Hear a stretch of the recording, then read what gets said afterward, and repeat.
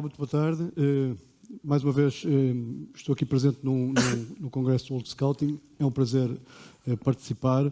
Agradeço também ao Emanuel este convite, mais uma vez. Também é um gosto estar aqui com estes três convidados, pessoas que eu já conhecia, à exceção aqui do Vítor, que é a primeira vez que estou com ele. E apetece-me perguntar, tendo em conta que o tema deste painel é o agenciamento versus intermediação, mas aproveitando que estou aqui com três agentes, todos eles com grande experiência, e tendo em conta que muitas vezes quando se fala o futebol está tudo mal, está sempre tudo mal no futebol, em Portugal então está sempre tudo mal, e um dos problemas do futebol é muitas vezes apontados os agentes.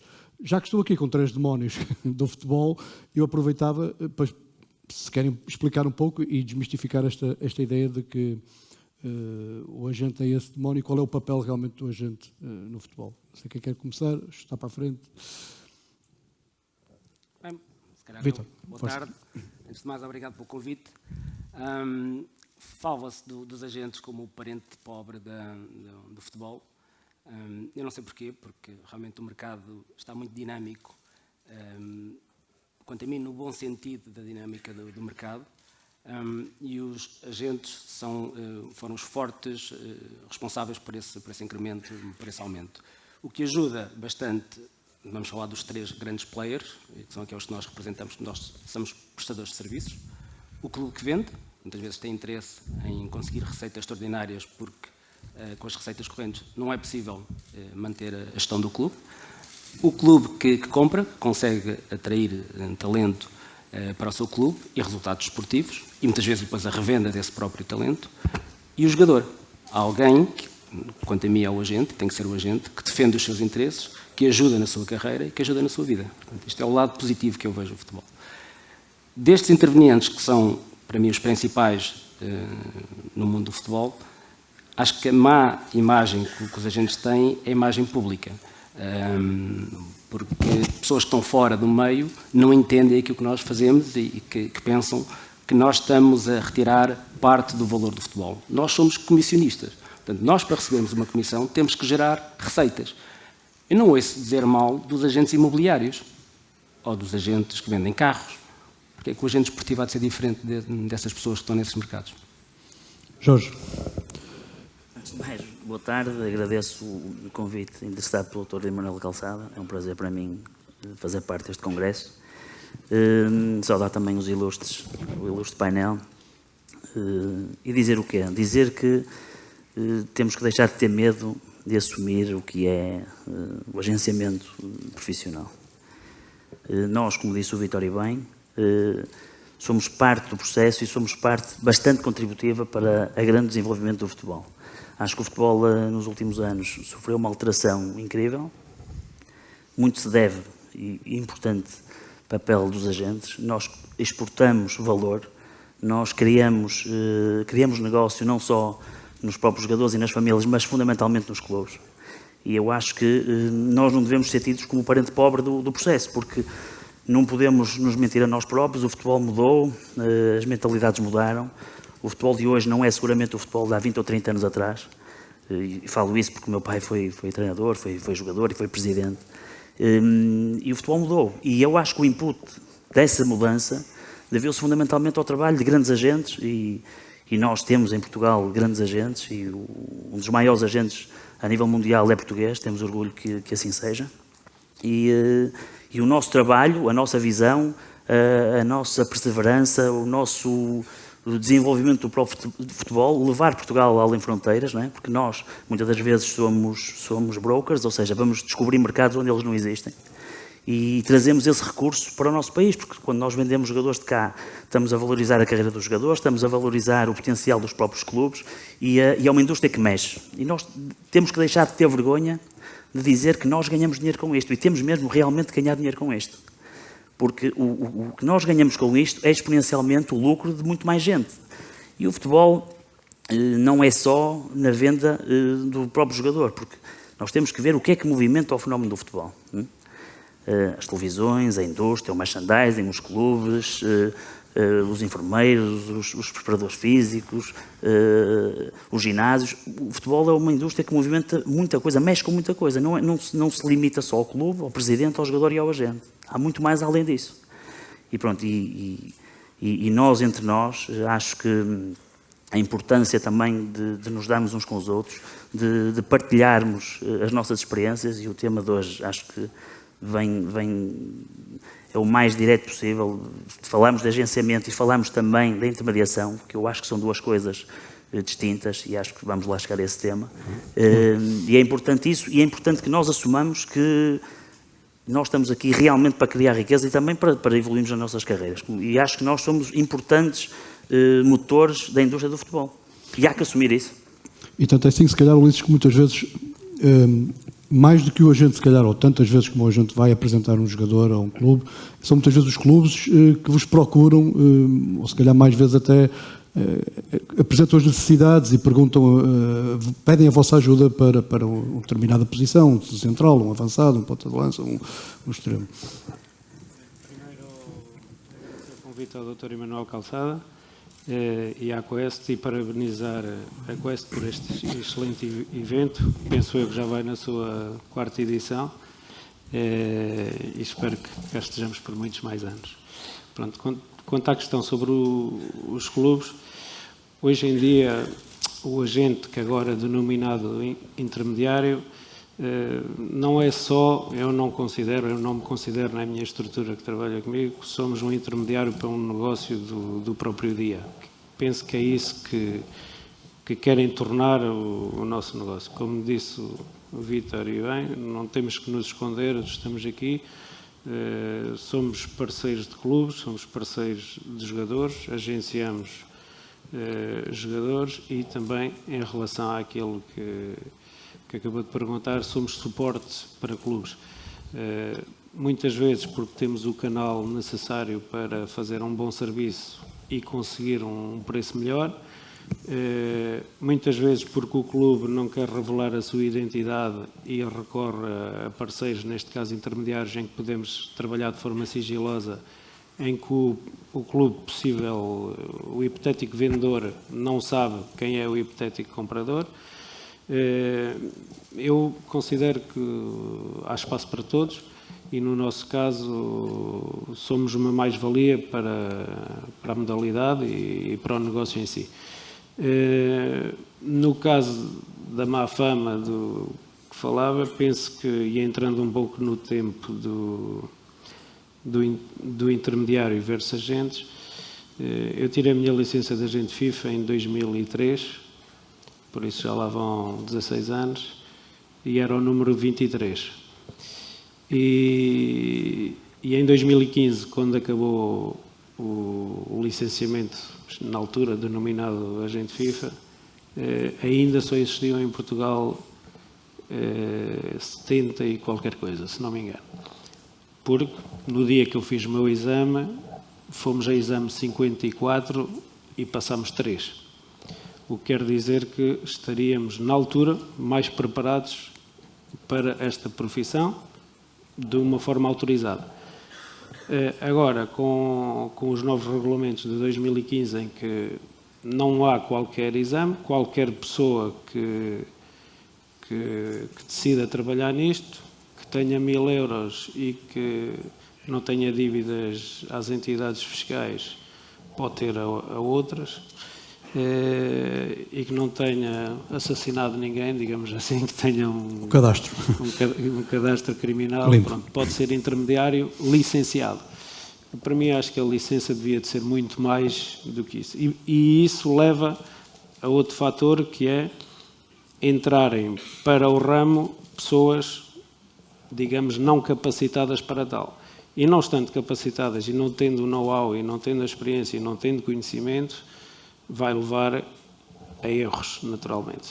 E depois esses erros vão apontar a um intermediário, a uma classe, que somos todos nós que a representamos, a uma classe que fica, neste caso, mal vista. E penso que um dos problemas é esse. Na altura falava-se muito dos agentes clandestinos. Agora não são clandestinos, mas eles continuam a existir. E e há casos, vêem-se notícias de jogadores que vêm e são deixados aí ao abandono. Certamente não é por nenhum dos que está aqui neste painel, nem muitos que se calhar que estão cá hoje, mas sim por outros que não estão preparados, veem uma oportunidade ou vêm falar em dinheiro e para chegar a esse dinheiro é preciso muito trabalho, de facto. Vítor, esta mudança de 2015 que o Ulisses falava, este afastamento quase da FIFA, que se começou a ver que havia muitos casos, muitos problemas e então entendeu afastar-se, pelo menos parece-me ser essa a minha leitura que eu faço, veio realmente também, na sua opinião, trazer aqui tornar este meio um pouco selvagem nesta fase. Sentem isso? Há gente que se mete no meio e que por vezes perturba e cria aqui um ruído em todo o processo. Não cabe a mim criticar a FIFA, mas o que aconteceu nessa altura, a FIFA fez um estudo e chegou à conclusão que apenas 30%, mais ou menos entre 25% a 30% das transferências, das intermediações que eram feitas por agentes autorizados, licenciados, e o resto não era. Portanto, eu não sei que estudo é que eles fizeram, como é que chegaram a esta conclusão, porque, à partida, um agente tinha que estar licenciado para que o contrato fosse válido, o contrato de representação ou o contrato de intermediação. Portanto, foi a conclusão do estudo e o que é que eles fizeram? Como havia muitos problemas no licenciamento desses agentes e nos problemas em receber a prestação de serviços que esses agentes prestavam aos jogadores, aos clubes, tornaram esta classe livre, quase. Portanto, o Ulisses estava a falar de licenciamento. Eu acho que neste momento há um registro, não há uma licença, portanto não tem que se fazer um teste. Os pré-requisitos são pré-requisitos básicos, qualquer pessoa pode ser. Portanto, o que eles fizeram foi, como existem muitas pessoas que não estão habilitadas ou não estão devidamente, se calhar, capacitadas para o fazer, e fazem-no, então agora que estejam. Complicaram mais ainda porque parte do regulamento saiu da FIFA e passou a ser regulamentado por associações ou federações locais. Uma agência como a minha, que eu represento aqui, a ProEleven, que representa mais de 80 clientes em 20 países, complica ao ponto de que em cada país que eu faça uma intermediação tem que estar registado.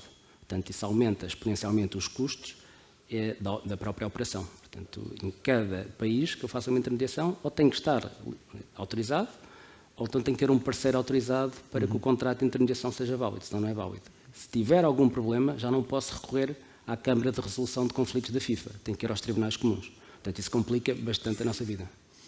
Jorge, há bocadinho manifestaste vontade em falar aqui sobre a diferença entre o agenciamento e a intermediação.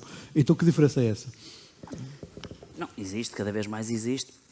Pronto, eu falo da minha experiência, eu tenho um modelo de negócio, se calhar um bocadinho diferente daqui dos colegas, ou seja, pronto, estou num registro se calhar um pouco abaixo do nível e do número de operações que os colegas estão a fazer, também em função do número de atletas que têm, e eu dou o privilégio a ter se calhar um menor número de atletas e ter um tipo de acompanhamento diferente. E eu acho que o meu cartão de visita, pelo menos da Global Sports, é pelo menos o número de anos que os jogadores estão comigo. Eu comecei nisto há 14 anos, eu licenciei-me em Gestão de Desporto pelo ESMAI, entrei como diretor desportivo do Leixões e logo a seguir comecei a trabalhar na representação dos atletas.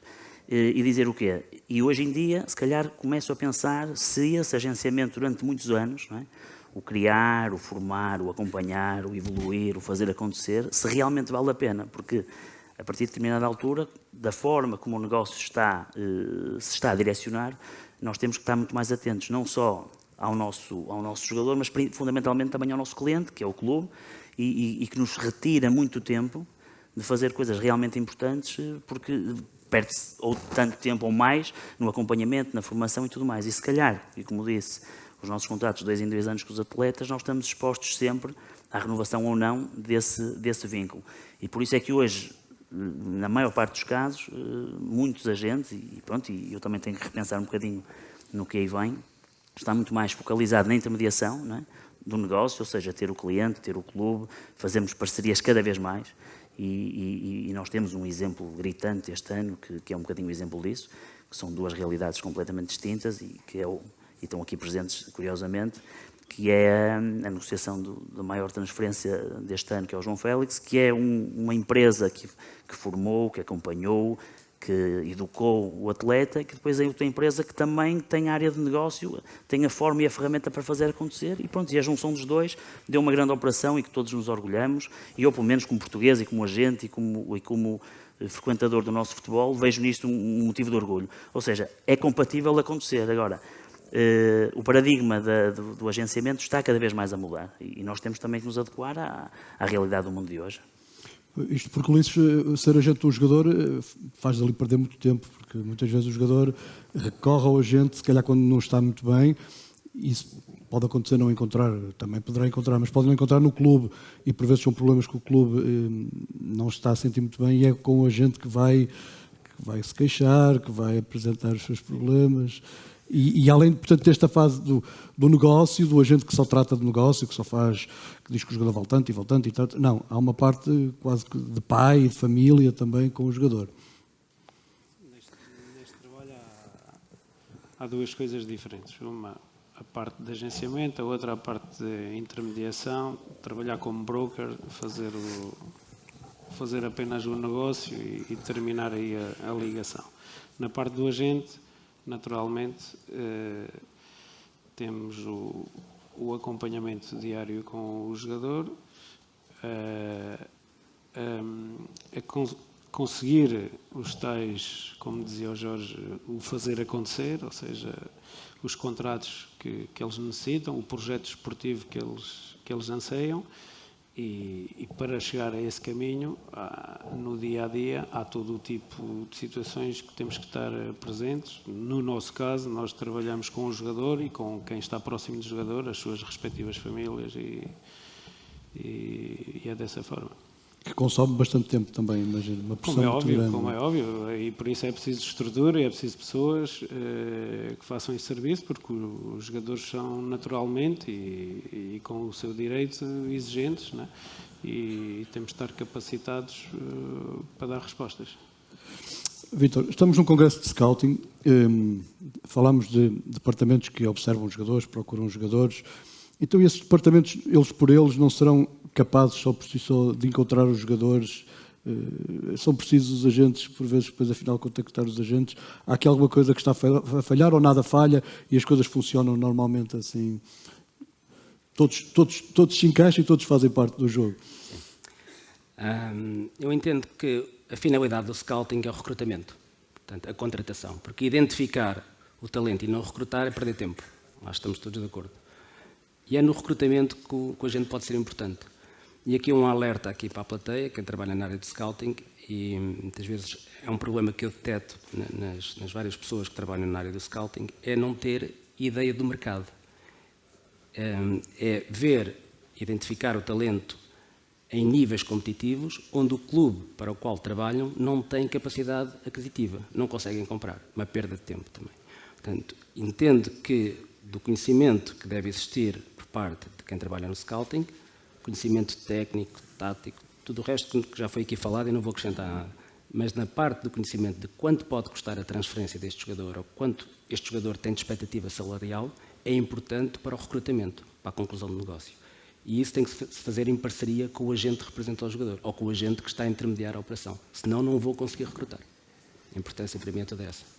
Eu acho, e complementando, e não quero aqui ferir suscetibilidades, e está aqui muita gente que está a tirar cursos, e digo isto puxando um bocadinho a brasa a mim e à nossa sardinha.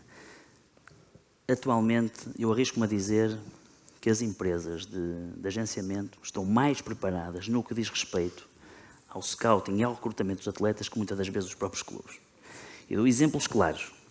Se nós tivermos uma reunião, e para não entrar em pormenores, com uma equipa da primeira ou segunda liga, se falarmos de jogadores que jogam aqui nos nossos campeonatos profissionais, não quero falar em percentagens, mas 40% a 50%, meio, muitas das vezes não conhece o próprio jogador.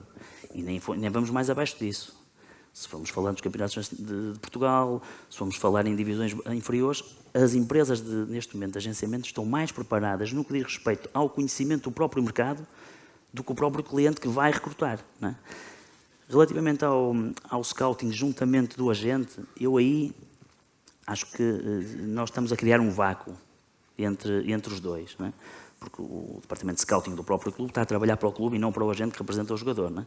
Isso é só é numa fase adiantada. E quando o Vítor diz, e bem, muitas das vezes o próprio scouting tem que ver a realidade que o próprio clube vai contratar, não é? Porque não adianta estar a recolher talento, a reconhecer talento, quando depois, na finalidade, o próprio clube que representa não tem condições para executar a operação. Então aí estamos a perder tempo. Estamos a reconhecer, não é? Estamos a ver onde é que o talento existe, mas depois o clube tem essa ferramenta e não tem forma de dar seguimento a essa ferramenta, porque não tem condições para contratar. Eu acho que é um bocado isso. E estamos a perder tempo e recursos humanos a gastar tempo onde o clube não vai conseguir contratar. Mas penso que, e não sei se é a vossa opinião ou não, acho que eu falo por mim e pela maior parte dos colegas que conheço, e que nós falamos uns com os outros, muitas das vezes dos jogadores que jogam em divisões inferiores, e nós reconhecemos o jogador e muitas das vezes o clube não conhece. E é difícil, nós conseguimos trabalhar isso. Luís, na sua empresa tem gente que faz tem quase um departamento de scouting? Sim, realmente.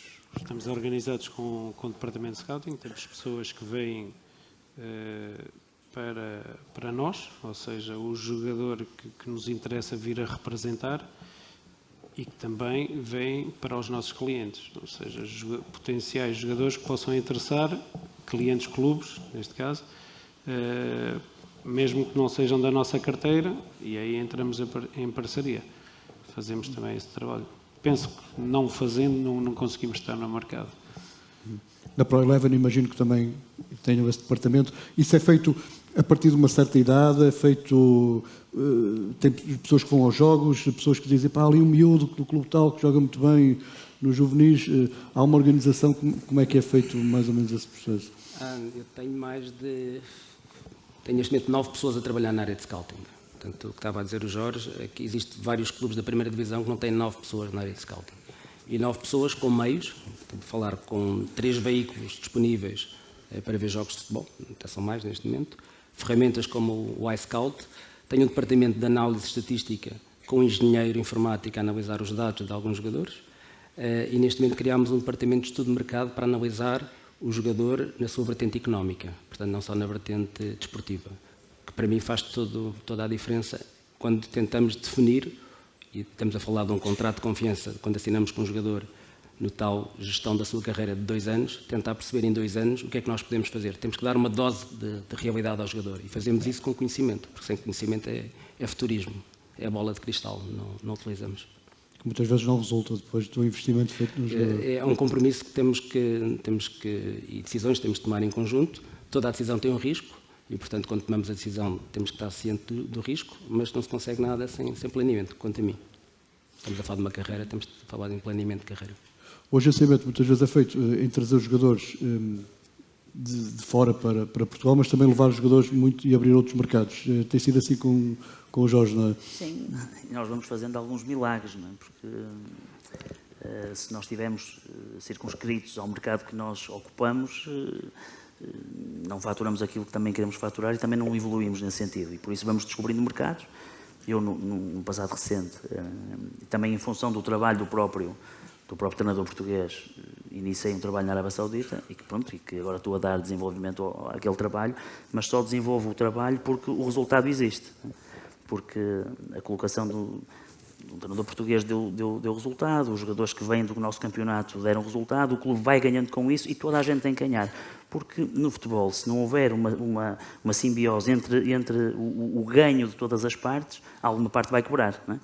E o resultado do nosso trabalho é esse mesmo, e por isso mesmo, e o descobrir mercados hoje cada vez mais é importante, porque nós não podemos, como disse, estar circunscritos, não estamos todos dentro do mesmo mercado e vamos quase não é comer a todos, mas fica tudo muito mais complicado. E por isso nós vamos descobrindo mercados e vemos hoje, falando da questão do treinador português, que ocupamos quase todos os mercados, na Arábia Saudita, na China, agora no Brasil, tivemos muito tempo na Roménia, evoluímos no Chipre, que era um mercado que não era muito atrativo, mas que nós implementamos lá muitos jogadores, e por aí vai, já para não falar em Espanha, Inglaterra, Itália, e acho que o futebol português, nós temos que assumir isto. No que diz respeito ao futebol, nós somos 10 milhões de habitantes. O Estado de São Paulo, estamos a falar de 10 ou 11 milhões, ou seja, Portugal representa um Estado de São Paulo. E nós conseguimos, em 10 milhões de habitantes, ter o melhor treinador do mundo, o melhor jogador do mundo, os melhores agentes do mundo, o melhor jogador de futebol de praia do mundo, o melhor jogador de futsal do mundo, campeões europeus, ganhamos títulos internacionais, ou seja, em 10 milhões. Ou seja, falar de futebol tem que ser obrigatoriamente falar de Portugal. Não é? E é o que eu digo, o nosso nicho de mercado são 10 milhões de pessoas. E como é que 10 milhões de pessoas conseguem no futebol ganhar tanto e ser tanto reconhecidos a nível mundial? Em todos os segmentos. Ou seja, falar de Portugal, nós temos que começar a levantar esta bandeira e temos que começar a valorizar mais o que nós temos cá. Porque quando nós vamos fora, e aliás, quando nós viajamos por este mundo fora, o denominador comum da nossa conversa é o futebol. Não há hipótese nenhuma. E é aqui que nós também temos que começar a olhar um bocadinho para dentro e lançar aqui também um apelo aos nossos governantes, ao próprio Estado, defender mais a indústria, porque nós não somos os maus da fita. Temos que começar a pensar no futebol e para começar a manter os nossos jogadores cá. Como? Começar a rever o sistema de tributação que os profissionais do futebol têm aqui. Acho que não é justo. Acho que não é justo. Acho que é uma atividade de muito curta duração. Acho que tem que ter um caráter especial. Obrigatoriamente tem que ter um caráter especial. Eu não falto ao respeito das outras atividades, mas se nós formos ao café da freguesia, à igreja da cidade, o que se fala é de futebol. E o futebol é e continua a ser um recurso social do nosso país. O futebol ocupa o espaço social e familiar das pessoas. E temos que também assumir e sair da caixa e falar disto de uma forma muito mais abrangente, porque o próprio atleta e o próprio clube está subcarregado com impostos. Está subcarregado. O próprio clube, e eu defendendo agora a parte da entidade patronal, a contratação de um jogador envolve muitos custos. Não é aquilo que o jogador oferece ao fim do mês. Se calhar o jogador até é o que menos ganha. Nós temos que começar a pensar e criar um caráter excepcional para o jogador de futebol. E assumir, porque não basta sermos campeões da Europa e toda a gente ficar bem na fotografia. Temos que repensar o que é que vamos fazer ao futebol português. E eu acho que a tributação e os direitos e os deveres do profissional, como a questão das reformas e tudo mais, isso tem que ser repensado. E se nós conseguirmos manter mais valor e mais qualidade em Portugal, o nosso campeonato vai ser melhor, os nossos estádios vão ter mais gente, os nossos jogadores não vão embora tão cedo e vão-se conseguir manter cá mais tempo. É a minha opinião. Se calhar, será por isto que eu às vezes ouço alguns colegas vossos dizer que eu agora não faço muitos negócios em Portugal, prefiro levar os jogadores para fora ou fazer de fora para fora. É um pouco, talvez por isto, Ulisses, foge-se um pouco do mercado em Portugal, alguma coisa não está bem?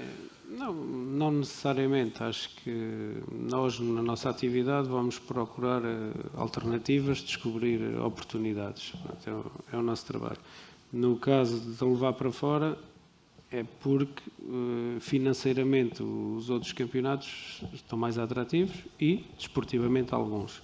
Agora, medidas para tornar o nosso melhor, como o Jorge estava a falar, penso que tem que se pensar, porque realmente somos uma produção, um país que produz talento, um país que tem dos melhores jogadores do mundo, tem algumas bandeiras, uma delas muito importante, que é o caso do Cristiano. A nível de agentes, pronto, temos o Jorge Mendes, que é sabido a nível mundial. Treinadores, Mourinho, André Vilas-Boas, muitos treinadores que tiveram e têm sucesso e continuam a ter. Não sei quantos países da dimensão de Portugal terão o mesmo sucesso a nível futebolístico. Portanto, penso que será necessário os nossos governantes executarem um plano de defender um pouco aquilo que temos de bom. Mas não falo só para futebol. Se tivermos cientistas, muitos deles até vão para os Estados Unidos, que sabemos, e perdemos mão de obra de qualidade aqui, se calhar porque a nível financeiro não temos capacidade de os reter. Se tivéssemos uma ajuda fiscal para os reter, se calhar tornar-se-ia mais atrativo. Neste caso, penso que se pode fazer alguma coisa. Há outros países que têm benefícios. Se não estou em erro, a Itália este ano já começou a baixar os impostos para desportistas de alta competição. Há pouco tempo a Espanha tinha o que era considerado uma profissão estrela, não importa se era futebol ou não, tinha um benefício fiscal. E esse benefício fiscal dá competitividade. Agora, no nosso trabalho, é natural, se o melhor for Portugal, temos todo o orgulho que eles continuem aqui, ou seja, não é o caso. Agora, se para as carreiras deles, para a sua projeção desportiva, para a sua rentabilidade financeira, for melhor ir para fora, acabam por ir. Normal. Nós hoje ainda estamos em Portugal a discutir o salário mínimo de 500 euros, por isso, 500 e poucos euros, por isso ainda estamos um pouco atrás. Vítor, voltando à questão do scouting e do agenciamento do jogador jovem, a partir, na sua opinião, e da sua empresa, se calhar que segue uma política, a partir de que idade, mais ou menos, vale a pena ter um jogador agenciado e segurar o jogador? Eu vou entrar agora na parte mais específica, que é a parte legal, porque de 2015 para cá o regulamento mudou também, em prejuízo dos agentes portugueses. E vou dar um exemplo concreto. Neste momento é proibido a representação de jogadores menores. Portanto, com isso já estou a responder a sua pergunta. Mas em Inglaterra não é assim. Portanto, o agente inglês pode representar um jogador menor, não pode ganhar dinheiro com a sua intermediação, mas pode representá-lo. Quer dizer que uma agência inglesa pode vir a Portugal desafiar um jogador para representá-lo, e pode representá-lo, e o agente português não pode.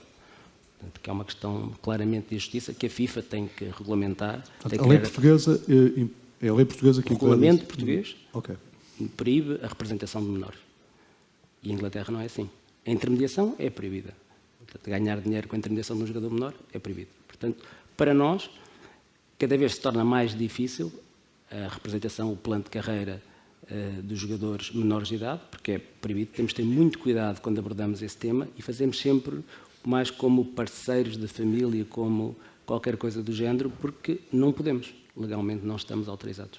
Portanto, quando a partir de que identificamos faz 18 o talento, anos, faz maioridade... mantemos a comunicação, vamos ajudando sempre que for necessário, não podemos ser remunerados, para quando chegar à altura de podermos formalizar um contrato, então já haver uma relação de confiança, porque acima de tudo, acho que ainda não foi aqui dito, mas o contrato de representação tem que ter a forma escrita, tem que estar registado, mas para mim só faz sentido quando há um contrato de confiança. Se não houver confiança entre as partes, não existe relação.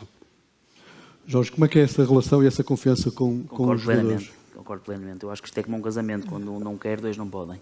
E, claro que os contratos defendem-nos do seu ponto de vista legal, mas quando se perde a confiança entre o agente e o jogador, acho que está tudo dito. Acho que não há muito caminho, não há muito mais caminho a fazer juntos. Eu também acredito muito nisso. E por isso disse ainda há pouco que um bocadinho o cartão de visita dos meus jogadores é o número de anos que estão na empresa, e eu também faço para que continue a ser assim. E há um início, há um meio e há um fim, e acho que a nossa postura deve ser a mesma em todos os momentos da vida do jogador, mas penso que essa relação com o tempo e porque também isto é um dar e receber, o próprio jogador também sabe se o trabalho do agente está a ser bem ou mal feito, não é? Porque isso são sensíveis. Eu acho que isso só funciona se as duas partes ganharem com isso, porque também não entendo que em diversos momentos, há momentos na carreira do jogador em que o agente é mais importante para o jogador do que muitas das vezes o jogador, mas haverá momentos em que o jogador vai ser mais importante que o agente. Não é? Mas tudo, teve que haver um startup para tudo. Não é? O início de uma carreira não é feita de um momento para o outro. Por isso é que eu disse há pouco que há uma preparação, há um acompanhamento e um fazer acontecer. E quando as coisas realmente acontecem, acho que é da mais elementar justiça toda a gente também tirar dividendos disso. Eu acho que essa relação de confiança é o que vai mantendo o jogador com a gente, pelo menos, relativamente aos jogadores que eu represento. E essa confiança mantém-se na intermediação, por exemplo, na fase de um negócio e de uma transferência? Sim, como já aqui foi dito, os contratos têm uma duração de 2 anos. Eu normalmente, quando represento um jogador, entendo sempre que é para todo o trajeto da carreira dele, não traço um plano a 2 anos. Por vezes pode correr mal, no fim dos 2 anos o jogador está livre de mudar de empresário. Mas, naturalmente, isto é, como o Jorge falou, é como um casamento. Se um não quiser, não vale a pena. Portanto, quer haja contrato, quer não haja, a relação estando quebrada e a confiança estando quebrada, não há forma. Portanto, o mais importante é haver confiança, haver seriedade, haver trabalho, e que o jogador, neste caso, ou o clube, dependendo em que posição estamos, quem é que estamos a representar, sinta que o trabalho está a ser bem feito. Sim, porque facilita haver uma boa relação com o clube também aqui, não é? Como é óbvio, na minha orientação sempre trabalhei nos dois lados. Sempre trabalhei no lado do jogador, tendo a representação do jogador e, paralelamente, fazendo a chamada intermediação para clubes, na maior parte das vezes não com os meus jogadores, pronto, como muitos casos são sabidos, de jogadores que intermediei as suas vindas e idas de Portugal. E tem que haver uma confiança parte a parte, ou seja, penso que é a base de tudo. Vítor, o futebol hoje era possível já sem os agentes? Parece que não, por esta conversa que estamos a ter. Não creio. Não creio. Nós temos uma importância-chave neste momento, não creio que fizesse sentido sem esses agentes. Pelo menos não seria tão dinâmico. É curioso porque muitas vezes nós comparamos quem foi o melhor jogador português. Estamos aqui a falar do Cristiano Ronaldo, fala-se do Eusébio, mas não comparamos as carreiras. Era possível um Eusébio hoje ficar tanto tempo no Benfica? Mesmo que não houvesse agentes?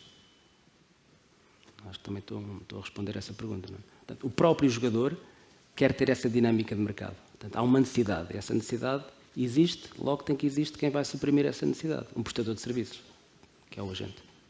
Mas isso também cria uma rotatividade. Hoje em dia parece que os jogadores às vezes já são poucos aqueles que... Então vamos pôr isto do ponto de vista do clube. Que dinheiro podia ter ganho o Benfica com a venda do Eusébio? Não iria vendê-lo? O Benfica podia não ter vendido... Nem podia. Ele estava proibido de sair do país. Pois é. Não, No regime antigo. O Benfica podia ter ficado com o João Félix, correto? Vendeu porque quis. Porque foi bom para todos. Era a mesma coisa. Jorge, neste negócio tem encontrado muitas barreiras, por vezes, por parte dos jogadores que querem ir para aqui e depois já não querem, e contra essas situações, ou o jogador hoje em dia também é um rapaz mais formado, mais preparado? Não há bela sem senão. O jogador já por si só é um indivíduo egoísta, ok? E digo isto sem pudor nenhum. Mas o jogador por si como? só é egoísta. O jogador, e bem, pronto, quer o melhor contrato, quer jogar sempre, está sempre tudo mal. Ou seja, nós temos um papel de agente, de pedagogo, de formador, muitas das vezes de irmão mais velho, porque também temos que o encaminhar para a realidade que é o futebol. E muitas das vezes o jogador pensa de uma forma que não é a forma justa, daquele momento. Não é? E numa discussão há sempre os dois lados, e temos que saber, porque Deus deu-nos uma boca e dois ouvidos, se calhar muitas das vezes para ouvir e pensar mais e falar menos. Não é? E muitas das vezes o jogador tem uma personalidade muito egoísta por si só, porque se o colega tem um contrato diferente do dele é porque ele tem que ter igual ao do colega, mas não pensa que há outro que tem menos e que tem que ter igual ao que ganha menos. Ou seja, é uma essência dele. E depois o futebol e o panorama do futebol há muitos egos envolvidos, não é? As carreiras, as famílias, os companheiros, os balneários, e muitas das vezes, da nossa parte, muito falo da minha parte, é complicado fazer o acompanhamento dessas emoções. E temos alguns litígios, e eu preocupo-me sempre por ser o mais justo possível, não só no que diz respeito à representação do jogador, mas também olhar também um pouco ao lado do clube. E muitas das vezes o jogador não está sempre certo, nem noutras vezes está sempre o clube certo. Temos que, lá está, entrar a palavra do mediador e de uma pessoa que entra ali numa perspectiva muito mais calma. Luís, já alguma vez passou pela cabeça ser agente de jogadores de outras modalidades? Já fui. Curiosamente, no início, antes do futebol, estive com atletismo. Desenvolvemos, na altura, um projeto no Quénia, onde desenvolvemos com a marca Qualicoque Sportif uma academia de atletas, e trabalhamos o agenciamento, e daí depois é que vim para o futebol. Porque era diferente, também gostava do atletismo, mas a minha paixão maior sempre foi o futebol, então senti que tinha que derivar para aí. E que diferenças são essas que existe do futebol e se calhar de outras modalidades? Se calhar fala com outras pessoas, até com outros agentes de outras modalidades. Neste caso do atletismo, conheço, o atleta corre maratonas, meias maratonas, pronto, de competições, e o agente é pago a cada competição. Ou seja, ganha uma comissão sobre o cachê ou o prémio que ganha. No caso do futebol, não, é por ano, é por 2 anos, é por 3 anos, pela transferência ou pelo valor do negócio em si, o volume de salários que o jogador vai oferir. É um trabalho diferente. É um trabalho diferente. Noutras modalidades, não sei, não tenho. É um trabalho mais arriscado? Ou do futebol? Não, acho que é um trabalho como outro qualquer. Derivei para o futebol porque é a minha modalidade de eleição, gosto. Apenas isso. Mais rentável que o atletismo. Cuidado. Hã? É? Cuidado, não sei. Não sei, se tiver Claro. 80, como o Vítor 80 falou, atletas. se tiver 80 atletas a fazer maratonas aí todos os fins de semana, também se calhar ganha bem. Organizar uma corrida inteira, não é? Pois, 80 atletas, mas depois é difícil gerir aquilo tudo, quem vai ganhar, quem não ganha, depois ficam todos chateados uns com os outros. No futebol também acontece ter jogadores no mesmo clube, por exemplo, 2 jogadores no mesmo clube, por exemplo, evita-se sempre ter, se calhar, 2 guarda-redes ou 2, porque depois vão concorrer uns com os outros, não é? Evitar, não sei se será o termo, muitas vezes acaba por acontecer, porque esse plantel vai ter 2 guarda-redes, vai ter 2 laterais, portanto, se não for nosso representado, há de ser de outro, portanto, esse problema vai sempre existir, se isso é um problema, porque quando existe competitividade, existe também crescimento, portanto, pode ser bom para os dois e ir jogando em competições diferentes, nunca se sabe, níveis salariais diferentes, níveis competitivos, idades diferentes, pode ser bom para os dois, se é bom para o clube, pode ser bom para os dois. A concorrência nesse nível é... Vai sempre existir. E a concorrência entre agentes também é boa, Jorge? Não percebi. A concorrência entre agentes é saudável, é boa? É saudável. Se as pessoas forem bem formadas e idóneas, é sempre de fácil trato. Ainda há pouco o Ulisses, na sua intervenção, falava no licenciamento, que é importante, dos agentes, mas também, não menos importante, é a idoneidade das pessoas. E eu acho que há bons e maus agentes, como há bons e maus médicos e bons e maus enfermeiros. Eu acredito na idoneidade, no respeito, no compromisso entre as partes, e quando assim é, as coisas têm tudo para dar certo. Acho que, e pronto, eu tenho feito ao longo da minha carreira várias parcerias com vários agentes que estão aqui envolvidos também, e as coisas sempre correram da melhor forma porque as pessoas estão bem formadas. Se as pessoas forem mal formadas, tem tudo para dar errado. Por isso, da minha parte, tenho toda a abertura e todo o compromisso para fazer com quem quer que seja. Essa relação também é importante na intermediação dos negócios, Ulisses, na fase negocial. É fundamental, porque o Vítor há pouco falou em países, é impossível nós dominarmos em todos os países, ou seja, é natural que tenhamos um parceiro privilegiado em cada país ou em determinados países. E mesmo no nosso próprio país, naturalmente, no nosso leque de contactos, podemos estar a falar de alguns jogadores nossos, representados por nós, e o clube, olha, eu gosto é do outro, podes-me ajudar? Posso, vou ver quem é o agente e posso. E isso acontece, já aconteceu entre nós aqui e de certeza que acontece com todos. Agora, muitas vezes não somos concorrentes, muitas vezes somos parceiros. Nem sinto que sejamos concorrentes. Naturalmente podemos ser concorrentes se disputarmos o mesmo jogador, depois disso já não é? Ou seja, não... Se calhar fazer aqui a comparação entre o agenciamento e a intermediação. Somos concorrentes no agenciamento e parceiros na intermediação. Exatamente, concordo. Exato. E quando fazem esses negócios com clubes estrangeiros, por exemplo, notam, até por questões culturais e... Como? Por questões culturais até e da forma de negociar. Sim, completamente. É completamente distinto. Fazer um negócio com um clube português ou com um clube, se calhar, estrangeiro. Estava há pouco a ouvir o Sapinto a explicar a experiência que ele teve nos vários países, a forma como as pessoas lidavam com o treino e a questão cultural no negócio é exatamente igual. Portanto, a forma de negociar com um árabe é completamente diferente da forma de negociar com um alemão. Portanto, nós temos que ter essa preparação, esse conhecimento para lidar com cultura como tem que ser para ter sucesso. Sem dúvida. Tens encontrado alguns casos desses com os negócios na Arábia? Olha, por acaso, contrariamente ao que eu previa, e comecei a trabalhar há coisa de 4, 5 anos, acho que estou a sentir uma facilidade porque as coisas também estão a correr bem. Não é? Quando as coisas correrem mal ou deixarem de correr tão bem, vou sentir se calhar essa dificuldade. Mas existe uma abertura do mercado árabe, principalmente da Arábia Saudita, ao que se passa na Europa. Não é? O alargamento do número de estrangeiros dos 3 para os 8 no ano passado, com a redução para os 7 este ano, abriu um leque de escolha muito mais variado no que diz respeito ao jogador estrangeiro que joga na Arábia Saudita.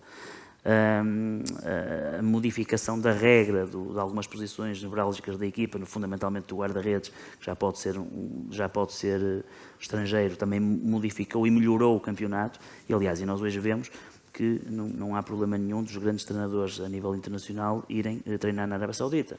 O Zé Gomes, no passado recente, foi um dos primeiros a lá ir, já tinha ido o Gesualdo na altura do Itifaq e do Itiad, mas recentemente foi o Zé Gomes, após disso foi o Jesus, eu levei o Pedro Emanuel, veio agora o Paulo Sérgio, está o Rui Vitória, ou seja, um leque de treinadores de grande capacidade e grande qualidade aqui em Portugal, que vai para a Arábia Saudita, e obviamente com eles, o Jorge Simão também este ano, não me ia esquecer, e com eles chegam os jogadores da Europa. E hoje em dia, na Arábia Saudita, já no nosso futebol, no nosso campeonato, estão cerca de quase 20 jogadores, em todas as equipas, ou seja, já começamos a ter um bocadinho de voz naquele campeonato. E há, por parte do governo e da parte do próprio rei, um incentivo e uma valorização do jogador da Europa. E prova disso, o jogador e o treinador que chega da Europa à Arábia Saudita também vai evoluir e melhorar a qualidade do jogador saudita. E eles estiveram presentes no último campeonato do mundo com a seleção da Arábia Saudita, ou seja, há da parte da Arábia Saudita uma abertura muito maior, não só no que diz respeito a quebrar algumas barreiras relativamente aos costumes e às tradições e à religião, mas fundamentalmente de receber conhecimento e receber profissionais de toda a Europa. Luís, quando faz negócios com países, talvez que a gente conheça menos a cultura e as regras, procura conhecer as leis, procura algum agente, por exemplo, desse país que o possa ajudar no negócio em termos de leis, ou isso é questões com advogados? Depende do caso. Por vezes, se o negócio surgir através de um parceiro desse país, é natural que nos vamos basear no conhecimento e no know-how desse parceiro. Se o negócio surgir de um contacto direto, em função da necessidade, naturalmente vamos saber a lei fiscal de cada país para elucidar o nosso jogador sobre aquilo que pode vir, não é? E com advogados também, como é óbvio. Agora, é dentro disso, ou seja, dependendo da situação em si, ter a ferramenta adequada para fazer o trabalho com sucesso. Mas embora, enfim, o futebol no campo tem uma linguagem que costuma-se dizer mais ou menos universal, a esse nível de negócios não é tanto assim, não é? Não percebi, desculpa. Costuma-se dizer que o futebol, o treinador pode não saber falar árabe ou não saber falar russo, mas é capaz de orientar uma equipa mais ou menos de certa forma, e no campo os jogadores entendem-se. Tem que ter tradutores. A nível dos negócios é muito mais complicado. Assim, pelo menos eu falo 4 línguas fluentemente. Normalmente desenrasco-me em todo lado, porque do outro lado, e quando não consigo, eu proponho ao outro interlocutor, eu falo estas 4 línguas. Se não falares nenhuma dessas, temos que arranjar um tradutor, naturalmente. Todos os problemas fossem esses. Sim. Isso é fácil. Muitas vezes é a língua dos euros e dos dólares, é que não conseguimos casar. Os números sim são universais. Os números são universais. Portanto, nós conseguimos perceber os números. O árabe é ao contrário, mas não dá para entender bem. Mas vira só ao contrário e volta a dar tudo certo e acaba por bater certo. Vítor, eu penso que ainda temos mais algum tempo, não sei onde é que está. Já temos mais alguns. Ou está a correr muito bem ou está tudo a dormir, não é? O Vítor Árbitro está ali, ele indica-nos o tempo. Vítor, deve dar tempo para beber a sua água. Eu voltava um bocado àquela questão que há bocado falámos sobre a procura de talentos e do scouting. Continua a encontrar-se muitos jogadores pelo futebol português. Às vezes fala-se aqui que os pais interferem um pouco nos miúdos. Isso é realmente um problema ou não? Bem, eu sou pai de 2 filhas, não jogam futebol. Mas o pai nunca pode ser um problema. Vamos ver, o pai quer o melhor para o filho. Muitas vezes é que não tem noção da realidade. Isso é que pode ser um problema, é não ter a noção da realidade, não é para o facto de ser pai e querer o melhor para o seu filho. E aí pode criar um problema de expectativas. É o único problema que eu vejo. E de tentar interferir numa área que desconhece. Não é? Do resto, temos que respeitar, temos que compreender. E muitas vezes isso também depende da idade do atleta, porque aos 16 anos isso é importante, aos 18 pode ou não ser, aos 20 conhece a namorada, aos 22 casa e aí o pai já deixa de ser importante, passa a ser se calhar a esposa. Okay? Portanto, temos que perceber o meio social, o meio familiar onde está o atleta e respeitar todo isso. Muitas vezes é o próprio atleta que procura o pai ou a esposa como ajudantes na tomada de decisão. E, mais uma vez, temos que compreender o processo de tomada de decisão e respeitar. Cada caso é um caso, cada atleta é um atleta. Mas muitas vezes os pais acham que os filhos são todos os Cristianos Ronaldos, não é, Ulisses? Isso, há muitos que sim, não é? Eu sou pai e não acho que o meu filho seja o Cristiano Ronaldo. mas é verdade. Pensam sempre... É normal, porque olham para o filho com um carinho especial e então ressalva mais, ou realçam mais as qualidades e não tanto os defeitos. E aí vai distorcer um pouco da realidade, ou seja, levam a um nível, por vezes, que o filho, enquanto jogador, ainda não está. Mas pronto, não há assim casos de maior, mas naturalmente, por vezes, se calhar por essa paixão e essa vontade tão grande deles triunfarem, leva a esse sentido. Só queria acrescentar uma coisa, que parece-me que foi em 2008 que a própria FIFA permitiu com que os familiares de ligação direta pudessem ser agentes. Que não era necessário ser licenciados, quer os advogados, quer os agentes, quer ser intermediários em qualquer conclusão de negócios. E, salvo erro, ser remunerados por isso. Portanto, logo aí também abriu mais esta frente que as pessoas já estavam, só por si, só pela ligação que tinham familiar, já estavam autorizadas a estar numa mesa de negociação. Antes de 2008 parece que não era assim. Mas eu acho que não é uma regra. Eu acho que a família tem que ser parte do processo, sem dúvida nenhuma. E depois há algumas variáveis que vão condicionar ao sucesso ou insucesso dessa mesma comunicação.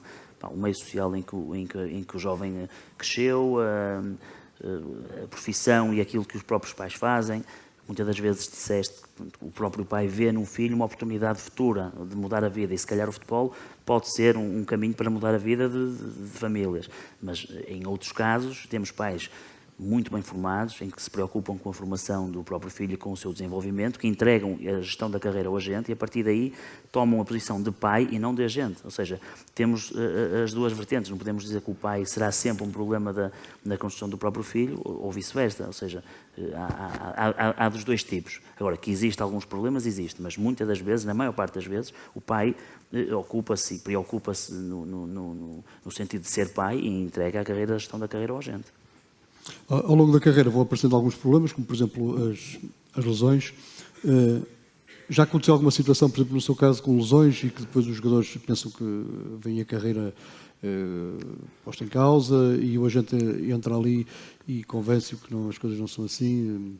É importante também dessa fase da carreira, por exemplo, no momento em que o jogador tem um problema com alguma lesão. É natural, nós estamos com os jogadores em todos os momentos. Já tive um caso grave, que é sabido, que é o caso do Emílio Rafael, que teve uma lesão grave na altura, representava o Futebol Clube de Porto e nunca mais conseguiu ser o mesmo jogador e acabou a sua carreira prematuramente quando tinha muito potencial. Ou seja, são momentos difíceis em que o agente tem um papel importante junto dele, e também no aconselhamento de especialistas em relação à lesão, ouvir muitas opiniões e que possam ajudar a tentar minimizar o problema. Também tive um caso concreto, já infelizmente ele faleceu, o Lucas, era meu jogador, na altura, quando foi detectado o problema cardíaco, e foi uma dor muito grande para ele sentir que não podia jogar futebol, e em conjunto com ele e com a família, pronto, tivemos que mentalizá-lo que era o melhor. Infelizmente a vida pregou-lhe outra partida e ele acabou por deixar-nos uns anos mais tarde. E lesões no dia-a-dia, pronto, com o leque de jogadores que temos, acontecem sempre. Isso é infelizmente, elas acontecem e temos que estar preparados para ajudar. Ainda agora tive um jogador que joga fora, no clube dele foi-lhe diagnosticado uma ruptura de ligamentos, já o iam operar e eu intervi e disse, deixem-me ouvir uma opinião aqui, em Portugal. E voltou a fazer um exame e detectaram afinal que não eram ligamentos cruzados, e o que se esperava de uma paragem de 8 meses pode ser só 2 meses. Aí a nossa intervenção não foi um negócio, mas foi uma ajuda fundamental, e para o clube também, que ajudamos a detectar que a lesão não era assim tão grave, e para o jogador em si, que iria terminar contrato numa situação de lesionado, pronto, naturalmente estava preocupado. Tive um caso, falando das lesões, e nunca mais voltei a trabalhar com esse clube, porque tive que ir na defesa do jogador.